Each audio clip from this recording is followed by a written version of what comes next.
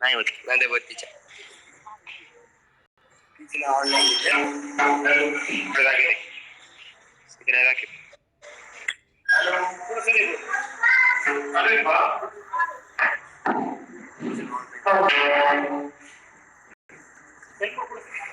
हरे राम हरे राम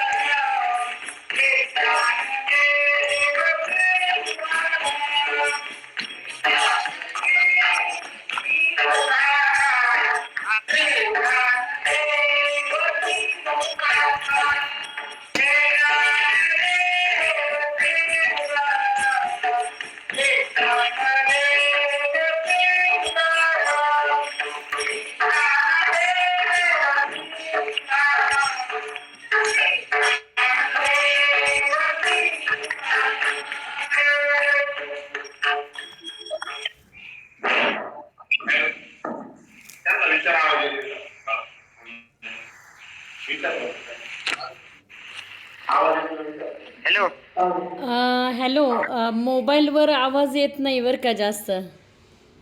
नाही येत म्हणते. नाही मोबाईलवर आवाज येत नाही, ऑनलाईन आवाज येत नाही.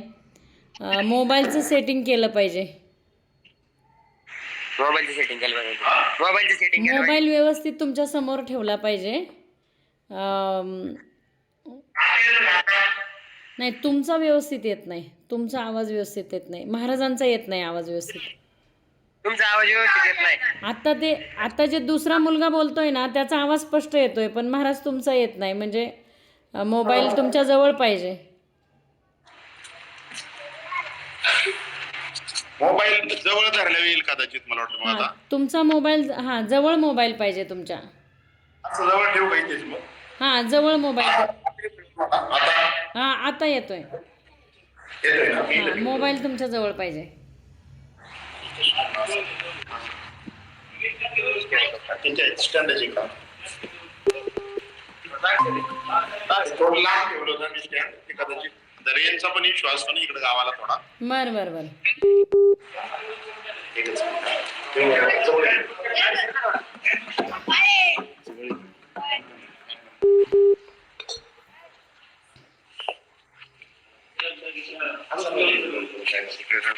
मला नाही. चालेल. राहील असेल.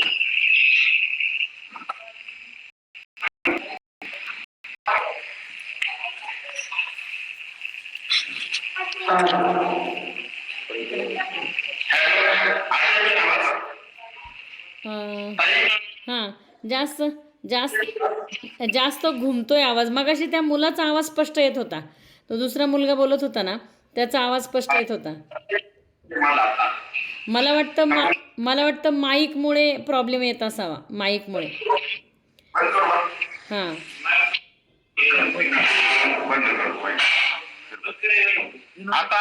आता एकदम स्पष्ट आवाज येतोय. माईकच नको आपल्याला. हां. काय वरती पात्र्यात शेड आहे ना मोठं, त्याच्यामुळे आवाज घुमत असेल का? नाही, तुमचा आवाज आता क्लिअर येतोय. मग आता मी माईक बंद ठेवतो. हो, चालतंय. माईक बंद ठेवा. हो. ओके.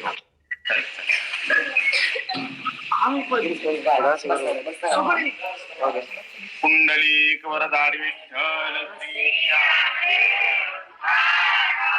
पंढरीनाथ भगवान की जय. माऊली ज्ञानेश्वर महाराज की, जगद्गुरु तुकाराम महाराज की जय. शांती ब्रह्म एकनाथ महाराज की जय. सद्गुरु जोग महाराज की जय. गोपाल कृष्ण भगवान की जय. मंगलमूर्ती मोरया. श्री गुरु सारिका असता पाठी राखा, इतरांचा लेखा कोण करी. राजयाची कांता काय भीक मागे, मनाची या जोगे सिद्धी पावे. कल्पतरू तळवटी जो कोणी बैसला, काय उणे त्याला सांगा जोजी.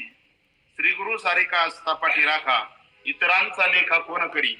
ज्ञानदेव म्हणे तरलो आता उद्धरलो गुरुकृपे. प्रस्तुत सेवेकरता निवडलेला अभंग आजच्या गुरुपौर्णिमेच्या पवित्र पर्व काळात, त्या ठिकाणी त्या पर्व काळाला अनुसरून संत श्रेष्ठ ज्ञानेश्वरांचा त्या ठिकाणी अभंग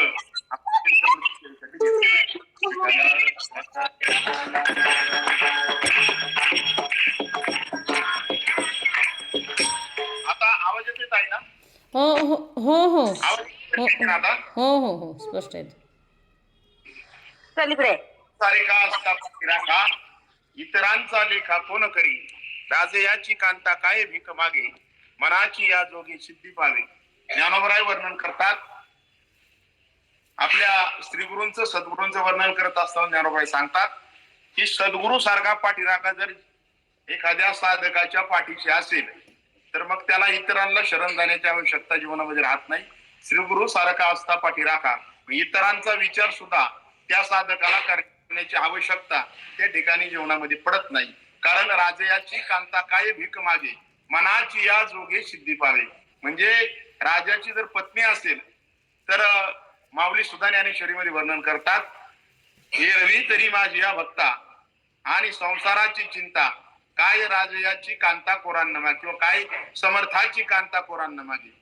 की राजाची बायको ती दारोदार भिक्षाटनासाठी जात नाही, आणि दारोदार जर तिने भिक्षा मागितली तर ती राजाची बायको असू शकणार नाही. आणि म्हणून जर राजाची पत्नी असेल तर ती भिक्षा मागणार नाही. त्या न्यायानं राजयाची कांता काय भीक मागे, मनाची या जोगे सिद्धी पावे. ती राजाची पत्नी असल्यामुळे तिला जीवनामध्ये जे प्राप्त आहे, जे मिळवायचं आहे ते तिला अनासाय प्राप्त होतं. पुढचं उदाहरण माऊली देतात, कल्पतरू तळवटी जो कोणी बैसला, काय वाणी त्याला सांगा जोजी. कल्पवृक्ष नावाच्या, आता कल्पवृक्ष म्हणजे जी मनात कल्पना येईल ती वस्तू मिळून देण्याचं सामर्थ्य ज्या वृक्षामध्ये आहे त्याला कल्पवृक्ष म्हटलं जातं. म्हणजे कल्पवृक्षाच्या झाडाखाली एखादा मनुष्य बसला, त्याला जे अपेक्षा किंवा जी इच्छा मनात येईल ती पूर्ण त्याची होत असते. त्या पद्धतीनं सद्गुरू सारख्या कल्पवृक्षाच्या सावलीला ज्या साधकाची साधना चालू आहे, कल्पतरू तळवटी जो कोणी बैसला, काय वाणी त्याला सांगत, त्याला जीवनामध्ये काही त्या ठिकाणी कमी पडणार नाही. ज्ञानदेव म्हणे तरलो तरलो आता उद्धरलो गुरुकृपे. की गुरुची कृपा झाल्यानंतर ज्ञानोबराय म्हणतात की माझ्या जीवनाचा उद्धार झाला. जोपर्यंत माणसाच्या जीवनामध्ये, आता ताई आमची मुलंही समोर बसलेत बरं का 5-50, त्या अनुषंगानं ऑनलाईन आणि ह्या दोन्ही मध्ये थोडासा बोलताना काय बी संगती झाली तर तुम्ही मला सांगा. म्हणजे हो, नाही छान चाललंय. हो हो. हा, रघुनाथ फाउंडेशन पुणे आणि वशिष्ठ गुरुकुल यांच्या नियोजनाखाली ऑनलाईन दररोज त्या ठिकाणी दासबोध असेल, एकनाथी भागवत असेल, ज्ञानेश्वरी असेल, मनाचे श्लोक असतील, याचं चिंतन दररोज चालू असतं. आणि जे फिक्स केलेले किंवा जे निर्धारित केलेले महाराज मंडळी आहे या ठिकाणी दररोज या वशिष्ठ गुरुकुल आणि रघुनाथ फाउंडेशन या संस्थेमार्फत त्या ठिकाणी सेवा देत असतात. आणि दर गुरुवारी माझ्या माहितीनुसार, आपण ज्या पद्धतीने मला सांगितलं त्या माहितीनुसार दर गुरुवारी नवीन एखादे महाराज ऑनलाईन आपल्याकडे त्या ठिकाणी सेवा प्रवचनाची देत असतात. मी माझा थोडासा परिचय नवीन जी ऑनलाईन लोक असतील त्यांना करून देतो. माझं नाव संतोष महाराज खेडकर, भक्तिवेदांत वारकरी शिक्षण संस्था आहे आमची, संत एकनाथ महाराज गुरुकुल आम्ही या संस्थेच्या मार्फत चालवत असतो. आणि या ठिकाणी नंदकिशोर गोशाळा सुद्धा आमची आहे. रांजणगाव महागणपती या तीर्थक्षेत्राच्या गणपती मंदिरापासून जवळ त्या ठिकाणी आमची वारकरी शिक्षण संस्था आहे. आणि या ठिकाणी 51 मुलं त्या ठिकाणी वारकरी शिक्षण त्या ठिकाणी घेत असतात. ती आता माझ्या समोरच या ठिकाणी बसलेली आहे. आमची मुलं, आमच्या परिवारातील असणारे या ठिकाणी लोक, अशी 50-60 लोक आमच्या समोर. आणि ऑनलाईन तुम्ही जेवढे साधक त्या ठिकाणी जे परमात्म्याने आहात, आपण सर्वजण हे प्रवचन या ठिकाणी श्रवण करीत आहात. आज गुरुपौर्णिमा आहे. खर तर ऑनलाईन इथून मागे मी कीर्तन, निरपेक्ष कीर्तन समूह म्हणून जो ग्रुप आहे त्यावरती ऑनलाईन इथूनच कीर्तन केलं होतं. आणि युट्यूब असेल, झिटॉकीज असेल, याच्या मार्फत अनेक कीर्तन माझी झाली. परंतु समोर लाईव्ह कीर्तन आणि आपल्या मीटिंगच्या या झूम मीटिंगच्या माध्यमातून 1-2-3 वेळाच फक्त प्रसंग आलेला आहे. आणि आता टेक्नॉलॉजी वाढलेली आहे. टेक्नॉलॉजीमध्ये मोबाईलचा किंवा टेक्नॉलॉजीचा कुठेतरी मनोरंजनासाठी किंवा चुकीच्या ठिकाणी त्या ठिकाणी वापर समाजामध्ये होतोय. परंतु वशिष्ठ गुरुकुल किंवा रघुनाथ फाउंडेशनच्या मार्फत या ठिकाणी योग्य प्रकारे घरी बसून, समजा कोणी नगरचा माणूस असेल, कोणी त्या ठिकाणी संभाजीनगरचा असेल, तर कोणी जालन्याचे महाराज मंडळ असेल, पुण्याचे असतील, अनेक त्या ठिकाणी विविध ठिकाणी एकत्रित अनोळखी असणारे पारमार्थच नाही, त्यांची ओळख किंवा एकमेकांचं त्या ठिकाणी मार्गदर्शन किंवा एकमेकांचं त्या ठिकाणी ज्ञानामध्ये भर आपण अखंड हरिनाम सप्ताहामध्ये त्या ठिकाणी गावोगावी समोरासमोर सेवा ऐकत असतो. परंतु या माध्यमातून एक चांगला उपक्रम त्या ठिकाणी निश्चितच ज्या ज्योतिताई असतील किंवा त्यांचे सर्व सहकारी त्या ठिकाणी त्या सर्वांना मी धन्यवाद देतो आणि या ठिकाणी सेवेला प्रारंभ करतो. जीवनामध्ये सद्गुरूची प्राप्ती जर मनुष्याला झाली नाही आणि तो परमार्थ करत असेल तर त्याचा परमार्थ पूर्णत्वाला जात नाही. त्या ठिकाणी पूर्णत्वासाठी त्याला प्रतिबंध येतात. कितीही मनुष्य मोठा झाला, किती साधना त्याच्या जीवनामध्ये आध्यात्मिक त्या ठिकाणी उच्चत्वाला पोहोचली, परंतु एखाद्या श्री गुरुला जोपर्यंत शरणागत नाही तोपर्यंत त्याचा अहंकार निवृत्त होत नाही. तोपर्यंत त्याला असं वाटतं की मी सर्वश्रेष्ठ आहे. आणि जोपर्यंत अहंकार जात नाही, अहंकार गेला तुका म्हणे देव झाला. आणि अहंकार जाण्यासाठी मनुष्याच्या जीवनामध्ये कुठंतरी शरणागती असावी लागते. आणि ती शरणागती सद्गुरूच्या पायावरती त्या ठिकाणी साधू संतांच्या पायावरती जर जीवनात असेल तर त्याच व्यक्तीचा परमार्थ त्या ठिकाणी सिद्धीत जातो. त्या ठिकाणी वर्णन करतात भावार्थ रामायणामध्ये एकनाथ महाराज की सद्गुरू कृपा जोडे तो पांगुळा पर्वत चढे. पांगुळा असणारा मनुष्य सुद्धा हिमालयासारख्या पर्वतावर जाऊ शकतो जर त्याच्या जीवनामध्ये गुरुकृपा असेल तर. आणि म्हणून जीवनामध्ये आपण ज्ञानेश्वरीचं चिंतन करत असतो किंवा अनेक प्रकारे साधना आपण करत असतो, परमार्थ करत असतो. परंतु जीवनामध्ये परमार्थ करत असताना आपण आपला अहंकार घालवण्यासाठी जर जीवनामध्ये सद्गुरूची शरणागती आपल्या जीवनात झालेली नसेल आणि सद्गुरूची सेवा झालेली नसेल आपल्याकडून, ते तर सेवा हा दार म्हणता. आपल्या गुरूंची सेवा काया वाचा मनानं ज्या साधकातून होते त्या साधकाला श्रीगुरूचा प्रसाद त्या ठिकाणी प्राप्त होतो. तो प्रसाद प्राप्त झाला, आशीर्वाद प्राप्त झाला तर ज्ञानोबा करता श्रीगुरु सारखा आमचा पाठी राखा, इतरांचा लेखा म्हणून गुरुची कृपा मानवी जीवनामध्ये जोपर्यंत होत नाही तोपर्यंत गुरु कृपेविना जे ज्ञान ते क्षयरोगी जन्मले जाणं.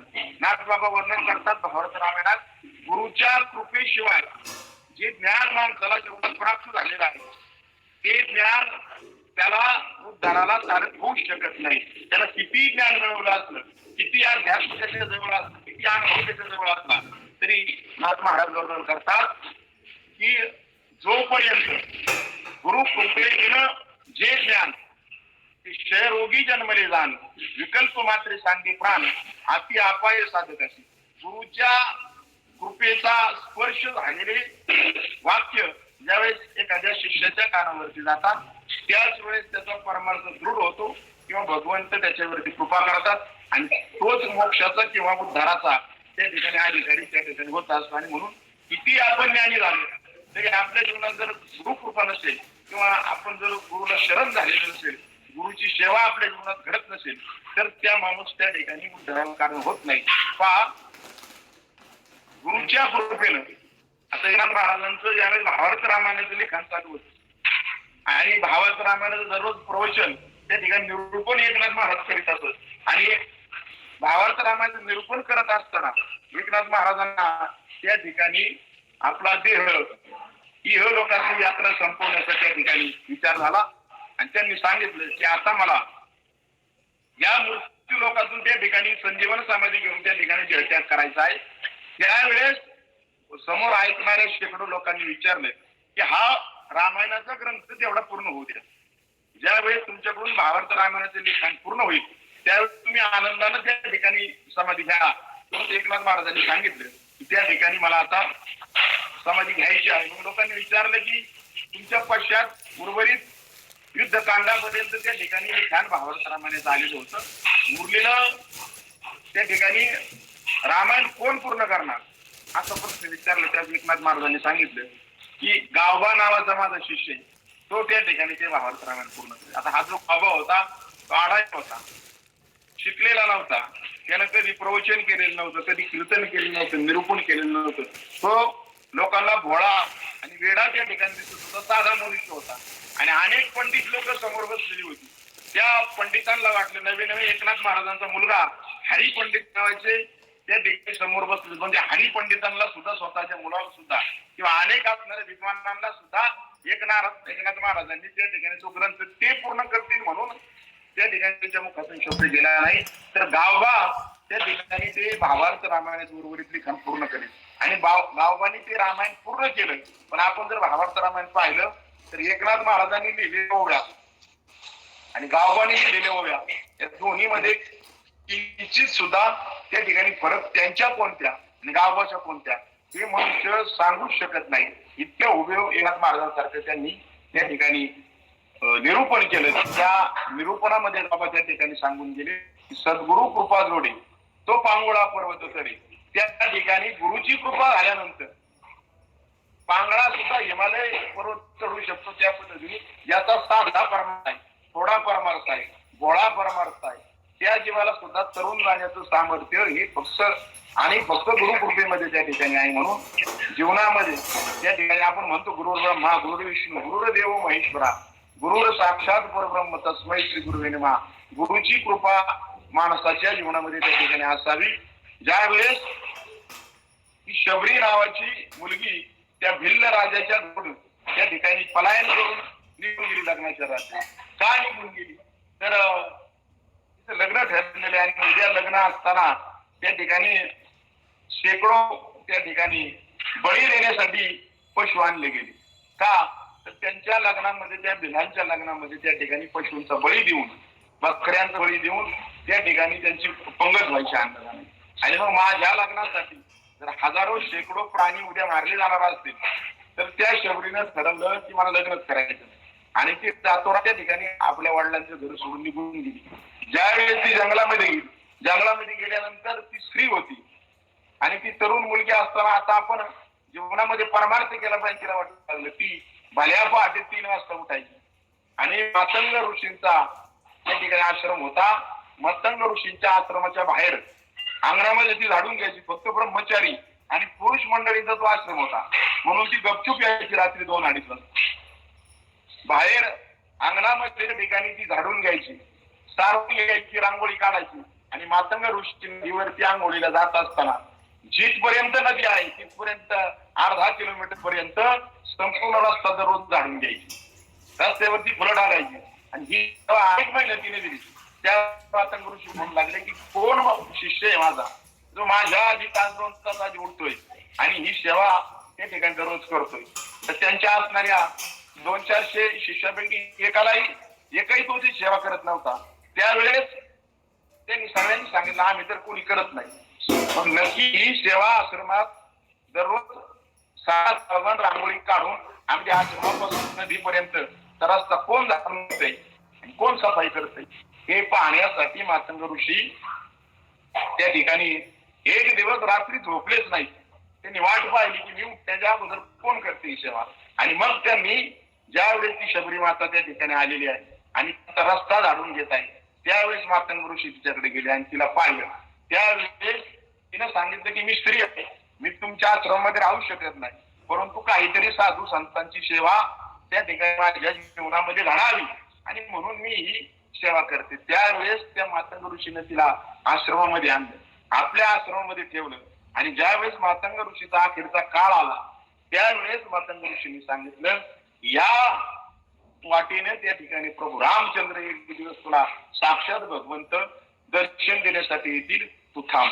म्हणजे साधूची संतांची गुरूंची सेवा त्या ठिकाणी जीवनामध्ये झाली, त्यांची जर कृपा आपल्यावरती झाली तरच माणसाला भगवंताचं दर्शन, भगवंताची प्राप्ती किंबहुना आपला परमार्थ त्या ठिकाणी पूर्ण जाण्यासाठी साधूची कृपा त्या ठिकाणी असावी लागते. आणि म्हणून सर्वात अवघड गोष्ट काय आहे जीवनामध्ये तर साधू संतांची त्या ठिकाणी कृपा होणे बहु अवघड आहे. अवघड आहे संत भेटे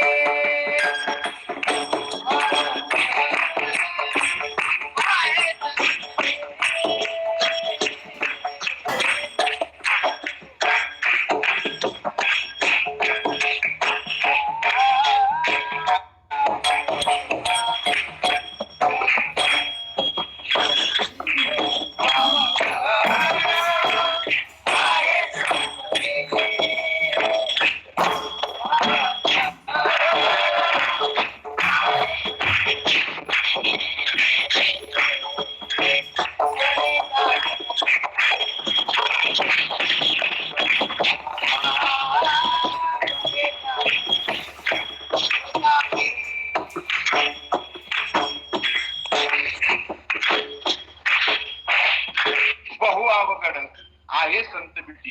जीवनामध्ये सर्वात अवघड गोष्ट म्हणजे सद्गुरूची प्राप्ती होणं, गुरुची प्राप्ती होणं, संतांची भेट होणं. ज्यावेळेस एकनाथ महाराज सांगतात की चंद्रामृत प्रवेल आस्था जाता रवी धरवेल बाया येळा सागर तरवेल परी त्या साधूची भेट न होईल का. परंतु जीवनामध्ये साधूची भेट माणसाला होणं अवघड आहे. की मावळत्या सूर्याला कदाचित आपण हातामध्ये घेऊ, आस्था जाता रवी धरवेल बाया येळा सागर तरवेल, कदाचित आपण हातामध्ये सागर तरून घेऊ, आता हे शक्य नाही, परंतु कदाचित ते होईल एकनाथ महाराज म्हणतात.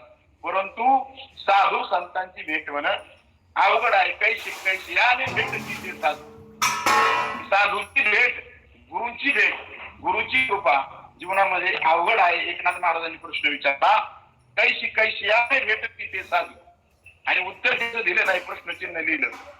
त्याचं उत्तर तुकोबरांनी दिलं आपल्या अभंगवाणी आयशी याने भेट तिथे साधू अर्थ चाड नाही चिंता माना मान मोह मिथ्या साधू भेट देती तया उचिता. की ज्याच्या जीवनामध्ये मान अपमान या दोन्ही गोष्टीला किंमत नाही. अपमान झाला तरी तो समाधानी, मान दिला तरी त्याच्या जीवनामध्ये त्या ठिकाणी त्याला अहंकार होत, तो समाधानी. त्याच्या त्याचं घर असो किंवा नसो, अर्थ काम चाड नाही चित्ता. ज्याला पैसा मिळावा अशी अपेक्षा जीवनामध्ये राहिली नाही, काही मिळावा इच्छा राहिली नाही, अर्थ काम चाड नाही चित्ता. माना मान मुख माया नित्या, साधू भेट देती तया अवचिता.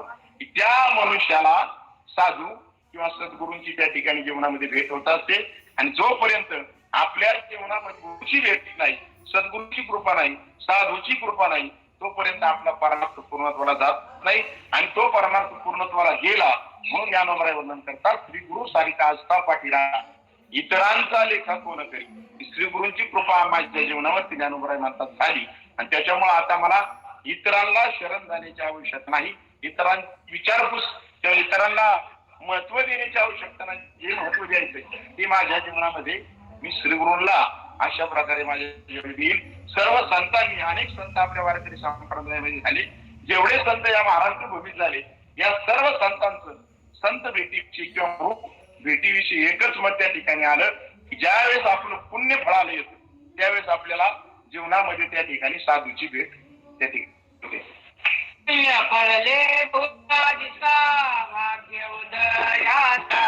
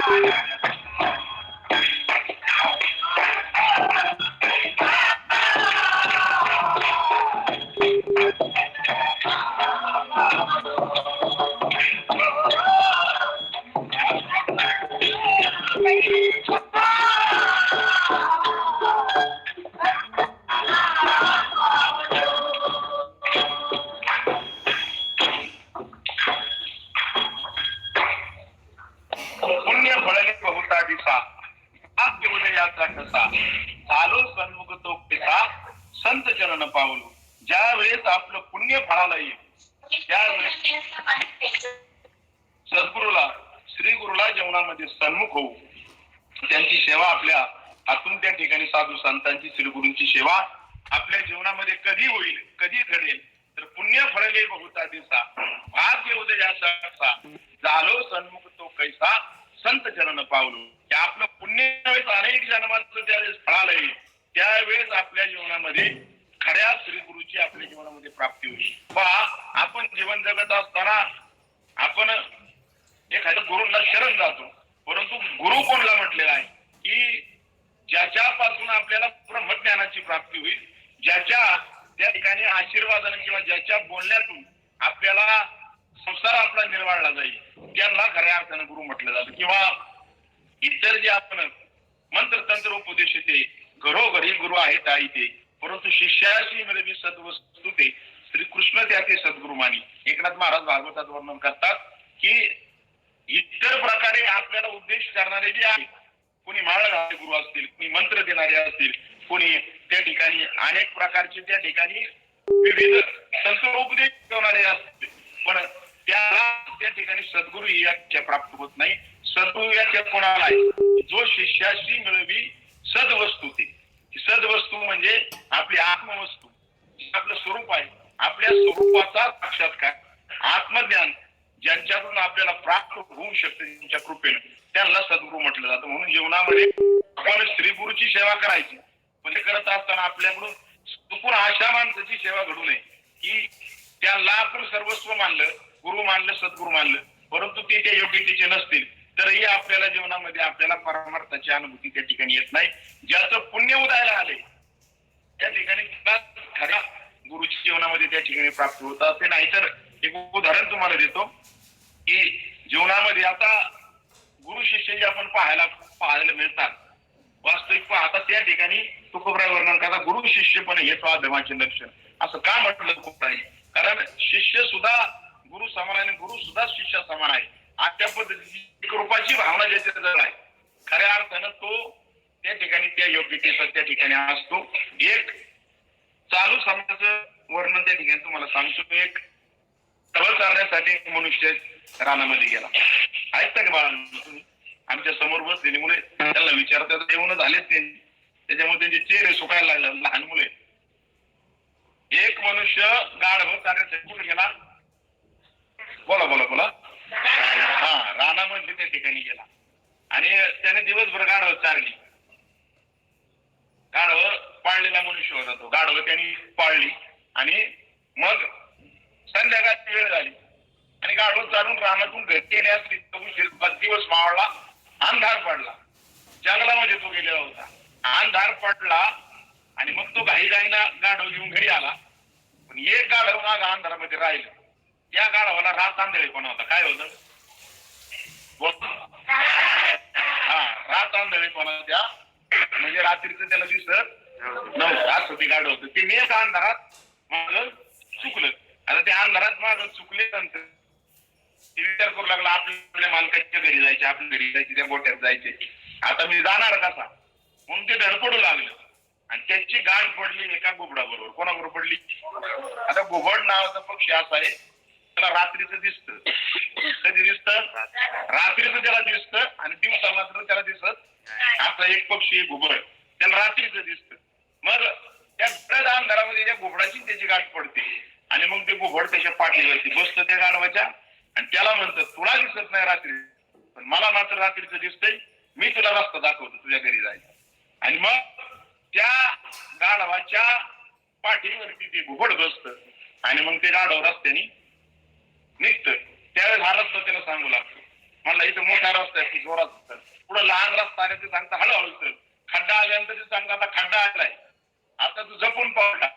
पुढे ओढा आलेला आहे. ओढ्यामध्ये पाणी. अशा पद्धतीने ते मार्गदर्शन त्याला रात्रभर घुबड करतं. रात्रभर ते गाढवाच्या पाठीवरती फिरतं कारण त्याला आता बसायची सोय झाली. त्याच्या पाठीवरती आरामशीर फिरायची त्याची सोय झाली. त्याच्या पाठीवरती बसून ते रात्रभर फिरतं आणि रात्र संपते दिवस उगवतो उजडतं. उजडल्या तरशी घुबडाचे डोळे जातात. त्याचं दिसायचं बंद होतं आणि जो गाढव असतो गाढवाला रात आंधळेपणा असतो. दिवस उगवल्यानंतर ते त्याला दिसायला चालू होतं आणि त्याचं पण तोपर्यंत त्या समान रात्रीमध्ये त्या घुबडानं त्याला इतकं लांब नेलेलं असतं इतकं जंगलाच्या दुसऱ्या टोकाला घेऊन गेलेला तो असतो की त्या ठिकाणी तो मूळ रस्ता सुद्धा सगळा काय होतो त्या ठिकाणी विसरून जातो. की आपला रस्ता सुद्धा त्या ठिकाणी तो विसरून जातो. म्हणजे त्याला घुबड नावाचा गुरु भेटतो. रात्रभर तो त्याला रस्ता दाखवतो आणि पुढे नेऊन सोडतो. त्याला माहितच नाही त्याचं घर कुठे. त्याला नेऊन पुढे सोडायचे आणि त्याला दुसरीकडे लांब लिहून ठेवतात. जोपर्यंत याला डोळे येतात दिवसुगीपर्यंत तोपर्यंत ते पूर्णपणे खूप लांब गेलेलं असतं. त्याला आता त्याचा जुना रस्ता सुद्धा दिसत काढत नाही इतका चुकलेला असतो. म्हणजे असे घुबडासारखे गुरु जर आपण केले आणि आपल्याला रात आंधळेपणा म्हणजे अज्ञान त्या ठिकाणी असेल जे आपल्याला कुठे नेऊन सोडतील इतक्या लांब नेऊन सोडतील पुन्हा मागे येणं सुद्धा आपल्याला अवघड बसेल. अशा गुरूंचा सोळा या कलियुगामध्ये काय झालेला आहे जास्त झाले. आपण जीवनामध्ये ज्यांना परमार्थ ज्ञानाचा अनुभव आहे अनुभूती आहे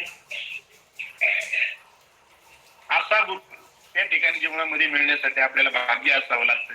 आणि ते आपल्या पुण्य जर असतील तर त्या ठिकाणी आपण त्या श्री गुरूंची सेवा ज्ञानोबराय म्हणतात तिथं सेवा हा दार बनतात. त्या ठिकाणी थांबून आपण त्या ठिकाणी सेवा जर केली तर त्या ठिकाणी आपल्याला श्री गुरूंकडून ज्ञान. आजही त्या योग्यतेची लोक आहेत समाजामध्ये परंतु ती कमी आहेत आणि बाजार मांडलेले लोक जास्त आहेत. त्याच्यामुळे जीवनामध्ये त्या ठिकाणी लोकांना परमार्थ करत असताना त्या ठिकाणी गुरुकृपेचा म्हणावा असा लाभ काही लाभ होताना दिसत नाही. कारण ते त्यांच्या मूळ मार्गापासून बाजूला होतात. त्याची कारण काय? त्याची कारण हीच आहेत की त्याच्यावरती भगवंताची कृपा किंवा त्याचा पुण्य उदय झालेला नाही. म्हणून आपण सर्वात महत्वाचा विषय आज पाहिला गुरुपौर्णिमेच्या निमित्तानं हा जोपर्यंत आपण एकटा कितीही साथ केली तर ती साधना आपल्या पूर्णत्वाला जाणार नाही. जोपर्यंत मातियाचा जो केला तो पुण्याला पडला की ज्या वेळेस त्या द्रोणाचार्यांनी त्या एकलव्याला त्या ठिकाणी स्वीकारलं नाही, हाकलून दिलं, परंतु तरी सुद्धा त्यानं मातीचा काय केला, पुतळा बनवला द्रोणाचार्याने. आणि तो सकाळी त्या पुतळ्याला तो हार घालायचा, काही पाया पडायचं म्हणून धनुर्विद्या शिकायचा. त्याला ती विद्या प्राप्त झाली. मातीयाचा द्रोण केला तो कोळ्या भाऊ झाला. आणि त्या पद्धतीनं आपण कुठंतरी भाव त्या ठिकाणी जीवनामध्ये ठेवला तर आपल्याला त्या ठिकाणी परमार्थ धनाची प्राप्ती त्या ठिकाणी होत असते. म्हणून जीवनामध्ये आपल्याला त्या ठिकाणी जोपर्यंत गुरु नाही, गुरुचा पार त्या ठिकाणी ब्रह्मा विष्णू महेश्वर तया न कळे श्री गुरुचा पार काय वर्णू शकेल पाम्र कनला फणीवर सहकर्म याच वर्णन येतं की ब्रह्मा विष्णू आणि महेश्वर तया न कळे सद्गुरूचा पार त्यांना सुद्धा श्री गुरुचं वर्णन त्या ठिकाणी करता येणं शक्य नाही. आणि म्हणून त्या ठिकाणी श्री गुरुची प्राप्ती जोपर्यंत पहा आपण जे काही आपल्याला सांगितलं जातं नियम जीवनामध्ये, पहिल्यांदा आपली आई गुरु आहे, आपल्या जिने आपल्याला जन्म दिला की आई वडील आपले काय आहेत, गुरु आहेत.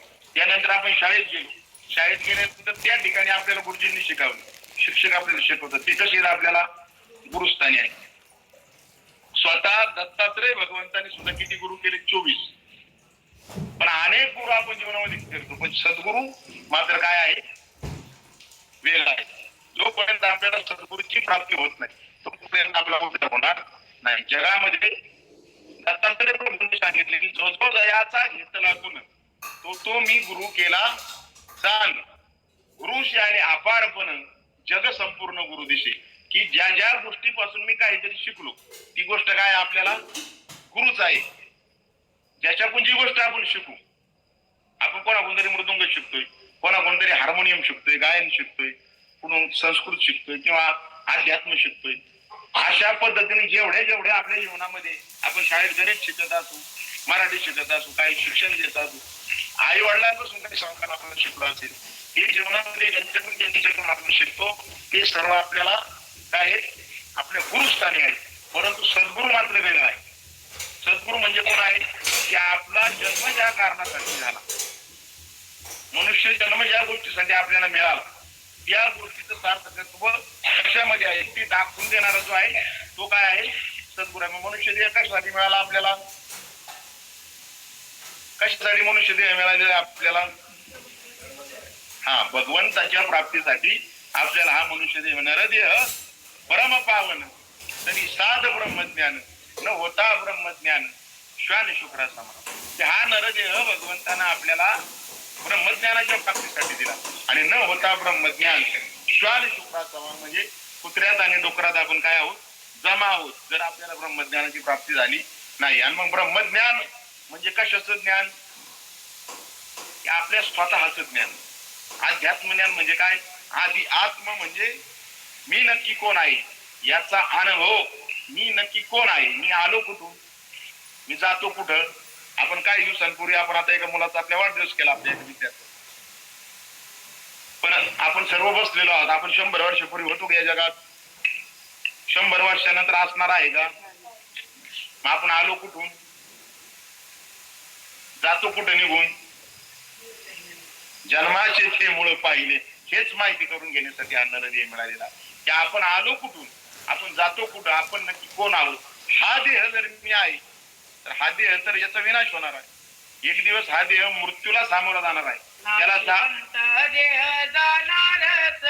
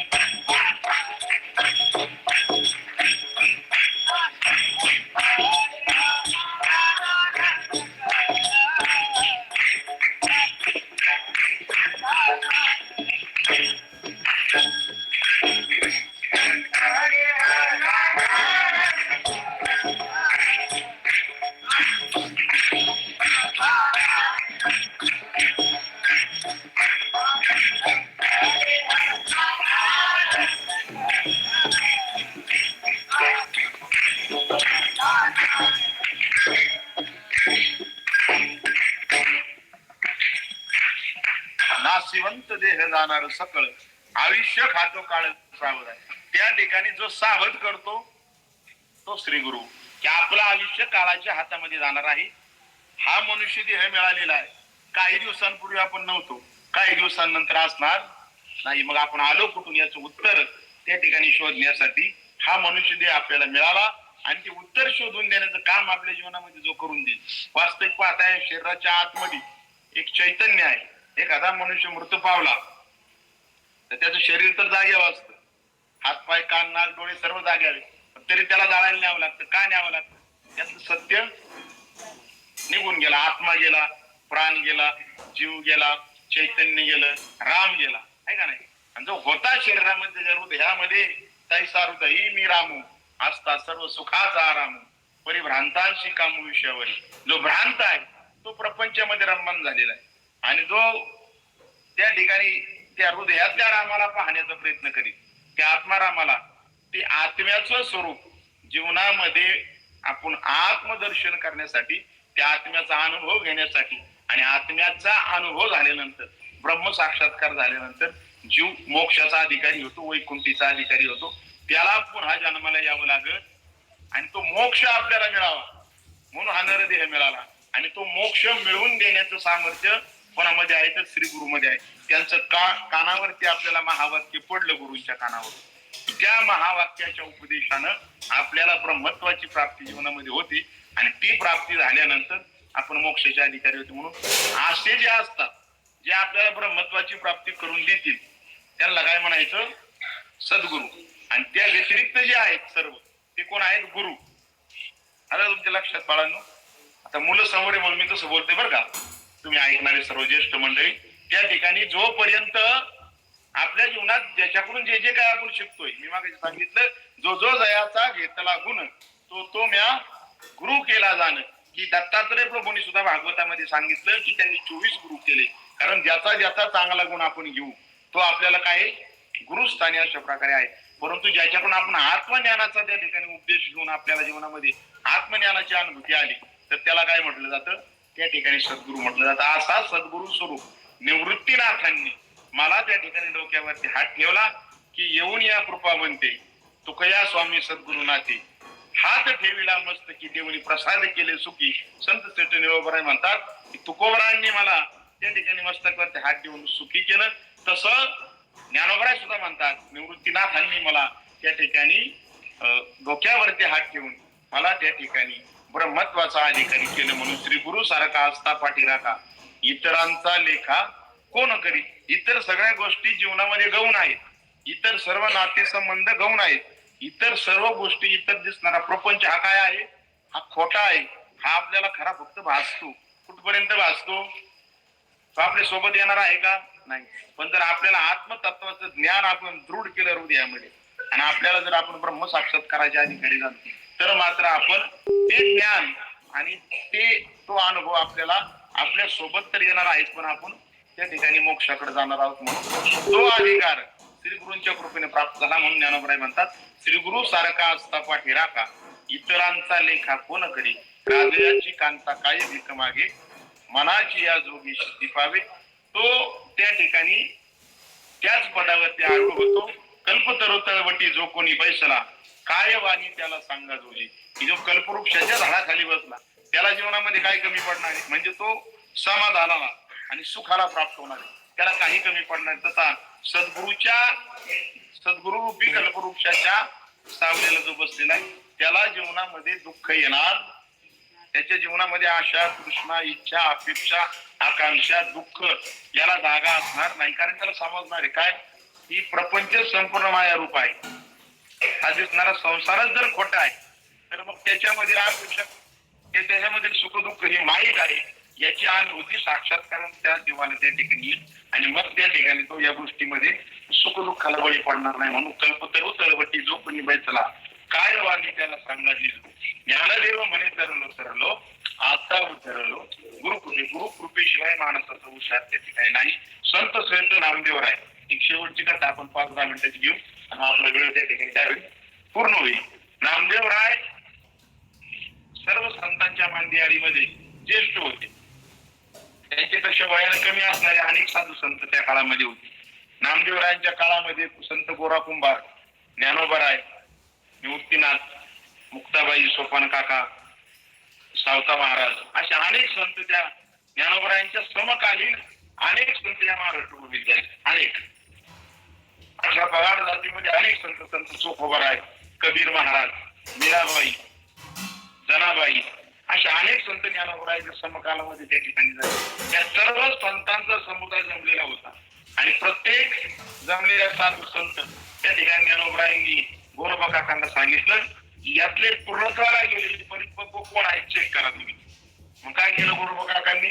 कुंभार समाजाचे कोणाचं मडकं पक्क आहे, कोणाचं कच्च आहे ते म्हटले मी सांगतो तुम्हाला कोणतं मडकं भाजलेलं आहे. म्हणजे कोण पूर्णत्वाला गेलेलं आहे, परिपूर्ण झालेलं आहे, कोणाचं ज्ञान पूर्ण आहे. आणि मग हातामध्ये काठी घेतली गोरोबा काकांनी आणि प्रत्येकाच्या डोक्यामध्ये जोरात मारू लागले. प्रत्येकाच्या डोक्यामध्ये ज्यावेळेस ते नामदेवरायांच्या जवळ आले तर नामदेवरायांच्या डोक्यात काठी मारली तर ते ओरडले जोरात. त्यावेळेस जोरात काठी मला लागली आणि मग त्यावेळेस गोरोबा काकांनी सांगितलं की हे मडकं काय, हे मडकं कच्च आहे अजून. आणि मग राग आला नामदेवरायांना. ते पांडुरंगाकडे गेले आणि पांडुरंग दररोज नामदेवरायांच्या बरोबर बोलत होते, बसत होते, उठत होते, जेवत होते, त्यांच्या घरी जात होते. नामदेवरायांना 6 वर्षाचा असतानाच पांडुरंग परमात्म्याने दर्शन दिलं, त्यांच्या हातून नैवेद्य ग्रहण केला. त्या पांडुरंग परमात्म्याला म्हणू लागले की सर्व तुझी जी भक्त मंडळी आहेत यांनी मला एकट्यालाच बाजूला काढलं आणि मला एकट्याला आज्ञाने ठरवली की तुझी भक्त मंडळी यांच्यामध्ये मला जायचं नाही. त्यावेळेस पांडुरंग परमात्म्याने सांगितलं, यांनी बरोबर सांगितलेलं आहे, तू कच्चा आहेस म्हणजे अजून जीवनामध्ये तू गुरु केलेला, तुला जीवनामध्ये सद्गुरूची प्राप्ती झालेली नाही. त्यावेळेस नामदेव म्हणू लागले, देव तुझी मला देवा प्राप्ती झाली, तुम्ही माझ्यावर बोलता, दररोज दर्शन देता, माझं जीवन सार्थकी लागले. तरी सुद्धा पांडुरंग परमात्म्याने सांगितले जोपर्यंत श्री गुरुची प्राप्ती होत नाही तोपर्यंत परमार्थ अपूर्ण आहे. आणि मग पांडुरंग परमात्म्याने सांगितल्याप्रमाणे आमड्या नागनाथाला त्या मंदिराकडे नागलडायला जायला सांगितले आणि तिथं विश्वभा केसर त्या मंदिरामध्ये बसलेले होते. ज्यावेळेस नामदेवराय गेले त्यावेळेस त्या महादेवाच्या पिंडीवरती त्या विश्वभा केसर पाय ठेवलेले होते आणि मग ते गाभाऱ्यामध्ये बाहेरून त्यांनी पाय दरवाजेतून मंदिराच्या गाभाऱ्यात भगवान शंकराच्या पिंडीवरती विश्वभा केसरांनी काय ठेवलेले, पाय ठेवलेले. त्यावेळेस नामदेवरायांनी बाहेरून म्हटले मी आतमध्ये येऊ का? त्यावेळेस ते म्हटले तुझा मी बाहेर काढून ठेव तिकडे आणि मग आतमध्ये. आणि मग नामदेव आतमध्ये गेले आणि मग ते म्हटले तुम्हाला काय समजतं काय, तुम्ही देवावरती पाय ठेवले पण चपलांसहित जोड्यासहित. त्याची सगळं पेतर म्हटले माझ्या शरीरामध्ये त्राण नाही, शक्ती नाही, उचलण्याचं सामर्थ्यच नाही माझ्यामध्ये ते पाय. जिथं देव नसेल तिथं तू ते पाय उचलून ठेव. आणि मग नामदेवरायांचे जे पाय पकडले उचलून बाजूला ठेवले, तिथे एक पिंड तयार झाली. परत बाजूला ठेवले, तिथे एक पिंड तयार झाली. परत बाजूला ठेवले, पुन्हा एक पिंड तयार झाली. जिथं पाय ठेवईल त्या विश्वभा केसराची तिथं काय व्हायची, पिंड तयार व्हायची. आणि मग नामदेवरायांना त्यांनी उपदेश केला की देव नाही अशी जागा जगामध्ये नाही. हा उपदेश ज्यावेळेस अनुभूतीनं हृदयामध्ये मनुष्याच्या भेटतो, अनुभूतीला तो जातो की कणाकणामध्ये असलेला देव जळी स्थळी काष्टी पाषाणी तोची प्रभू स्त्री भवनी ऐसा दाखवी जो नाही तो सद्गुरु. कळलं तुला की जळी स्थळी काष्टी पाषाणी तोची प्रभू भवनी जो दाखवी नाही तो सद्गुरु. की संपूर्ण चराचर विश्वामध्ये भगवंत भरलेला आहे, याचा साक्षात अनुभव आपल्या डोळ्यांना आपल्या अनुभूतीत आणून देण्याचं सामर्थ्य ज्यांच्यामध्ये असतं त्यांना म्हटलं जातं गुरु. तोपर्यंत नामदेवरायला वाटत होतं फक्त एक मंदिरातच देव आहे, तिथं जो मूर्ती मंदिराची तीच देव आहे, त्याच्या पलीकडे देव नाही. हा आपला चुकीचा समज आहे, तो सगळीकडे भरलेला आहे. आणि मग पुन्हा या नामदेवराय माघारी आले, भगवंताला शरण गेले आणि त्याला समजले की चराचर विश्वामध्ये भगवंत आहे. आणि मग एकदा नामदेवराव बसले ते जेवायला आणि मग एक कुत्रा आला. कुत्र्याने काय केलं, त्यांच्या ताटात चपाती उचलली पळालं ते जोरात.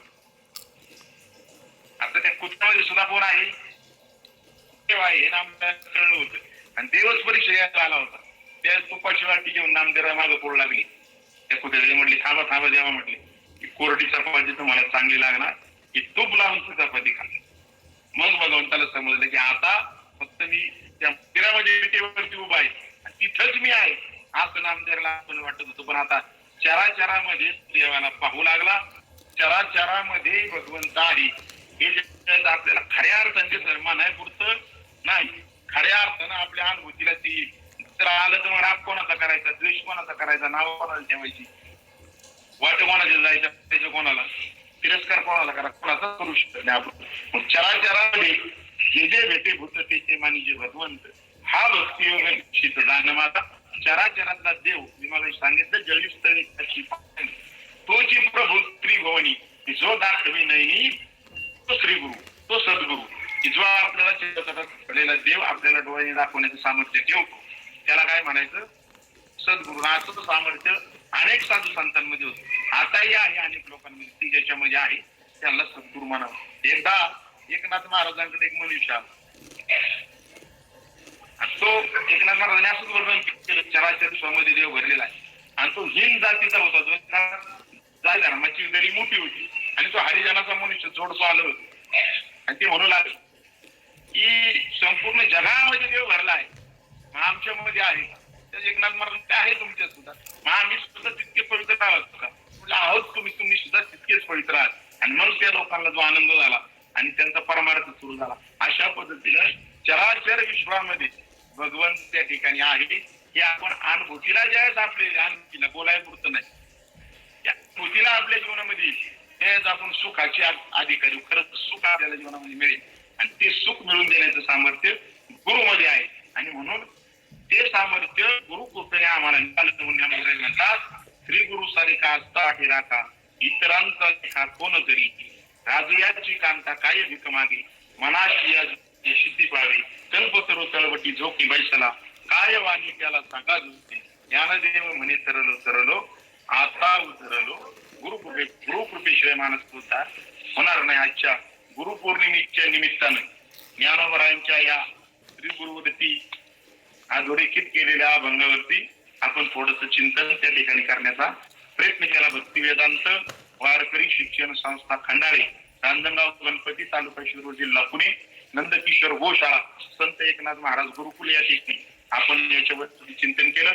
श्री रघुनाथ फाउंडेशन पुणे, वशिष्ठ गुरुकुल यांच्या मार्फत दररोज शेकडो लोकांपर्यंत अध्यात्माचा प्रचार डिजिटल किंवा मोबाईलच्या इलेक्ट्रॉनिकच्या दुनियेमध्ये सुद्धा त्या ठिकाणी व्हावा म्हणून ज्योतिताई वारुळकर असतील किंवा त्यांचे सर्व सहकारी विश्वस्त असतील आणि या फाउंडेशनच्या वतीनं या वर्षी पहिल्यांदा पंढरपूरला कोबरायांच्या सोबत आता वारी त्या ठिकाणी पालखी सोहळा निश्चित केला आणि ही वारी आपल्या वशिष्ठ गुरुकुल आपल्या रघुनाथ फाउंडेशनची त्या ठिकाणी दरवर्षी आता पुढे जात राहू अशी मी तुकोबरायांच्या ज्ञानोबरायांची चरणी आणि तो पालखी सोहळाची दिंडी आपली भव्य दिव्य दरवर्षी होत राहू अशी शुभेच्छा आमच्या भक्तिवेदांत वारकरी शिक्षण संस्थेने देतो.